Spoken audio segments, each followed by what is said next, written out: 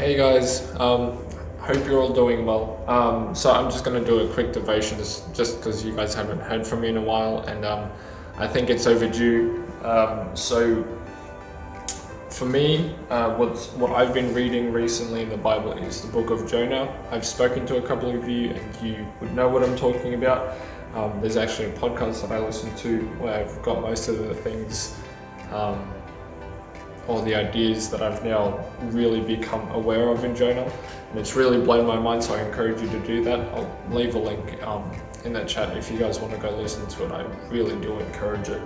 But we're going to talk about Jonah, and we're going to be focusing on just the first little bit of it, where Jonah gets asked by God to do a task where he has to actually go to this city called Nineveh, which is like the biggest bad city at the time.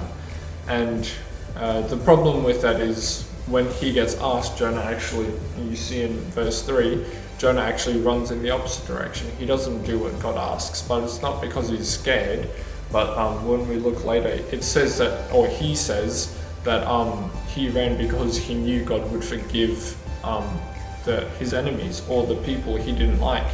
And so we then can get an idea that Jonah ran away because he disagreed with God. He actually didn't believe that they deserved to be forgiven. And so he thought he knew better than God and didn't want to do God's work because he didn't want them to be forgiven. And that's it. In plain simple words, that's sin. If God asks you to do something and you don't do it, you disobey God, and therefore that is sin. And in this story of Jonah, it really shows, or I've come to know or see now that it really does show the effect that sin has on us, which is, it really drives us away from God and makes us numb to the works and the power that God has. And it's really hard to get out of a place like that. And so where we see this is in verse 3, when it says, but Jonah got up and went in the opposite direction. So he sins there by walking away from God and not wanting to do what God asked him to do. It says then he went down to the port of Joppa, where he found a ship leaving for Tarshish. He then bought a ticket and went aboard. On my translation it says aboard, but actually in Hebrew it says down. So he went down to Joppa, he went down onto the ship, and then we find out later in the passage that he actually goes under or like below the ship into like the bottom bit where he falls asleep, and he doesn't even, and then a massive storm breaks out and everyone's like panicking and doesn't understand what's happening, and he's just dead asleep. And I think this is such a crazy good comparison and show of what happens when we sin, because when we sin, we can start to feel very distant from God. And the person who wrote Jonah was so good with the wordplay that they did. So he just kept going down. If you can see, like he went down to Joppa, he went down aboard the ship, he went down under the ship, and then fell into this deep sleep. And it's the same as when we sin. We need to be so careful, because God can be doing these powerful things and things that are sometimes pretty scary, and we can just not be aware of them in any way, shape or form. And that's the effect of sin. And even worse than that, the people, look at who was affected within this crazy work of God trying to make sure, and where God was actually trying, he wasn't angry at Jonah or anything, he was just trying to get Jonah to actually realize, because he wanted to save the people in Nineveh, he wanted to save them, and for him to save them, he wanted to use Jonah, and Jonah wasn't listening, so he was just trying to get Jonah to wake up. And he was so asleep, and he was so determined in running away from God that he just became so numb and not aware of what God was doing. And what was actually happening was the choices that he was making was actually affecting the people around him. You can see here, like the people on this ship were like panicking, and they're like, what's happening? And this also shows the effect of sin.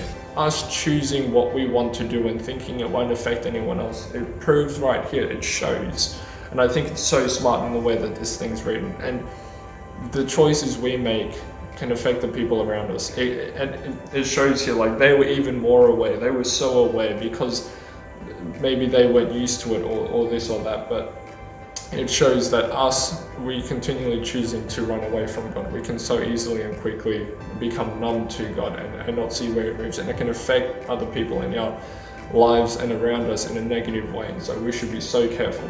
And I can't tell you exactly how to get out of a sleep like that. It doesn't necessarily say.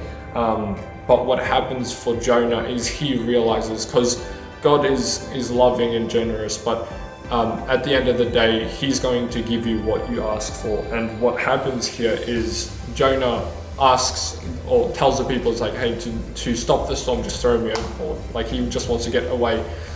He actually tries to, like, he says this because he wants to die, because that's the surest way he can make sure that he doesn't have to do what God asks him to do, so that he tells him to throw him overboard. They then throw him overboard and God gets a fish to swallow him up. Old classic famous story. And that's when he realizes, when he's in the fish's stomach, he writes this prayer where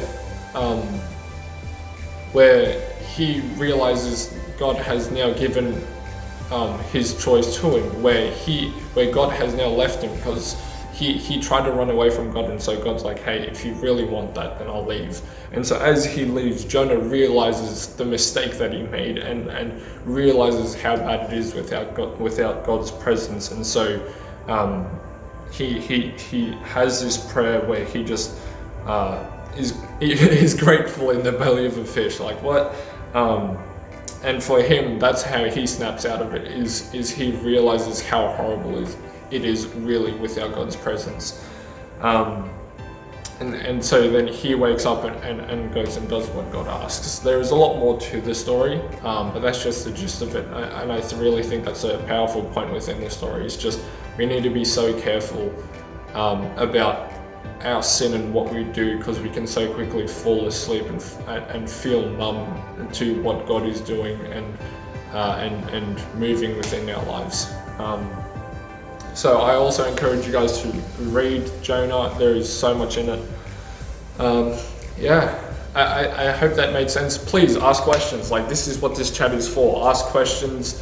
Let's dig into it, because I'm so down to work through Jonah with you guys. It's literally only 2 pages, and there is so much, so I'm so down to do it. Let me know if you guys have any questions, or if you guys want me to listen with you guys through the podcast series. It's a lot of fun and very convicting. So hope all of that made sense. Love you guys.